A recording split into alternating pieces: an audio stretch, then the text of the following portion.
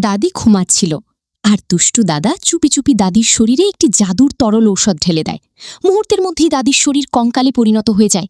দাদা তখন দৌড়ে আরেকটি ঘরে চলে যায়। সেখানে গিয়ে সে আরেকটি জাদুর তরল পান করে আর মুহূর্তের মধ্যেই দাদা যুবকে পরিণত হয়ে যায়।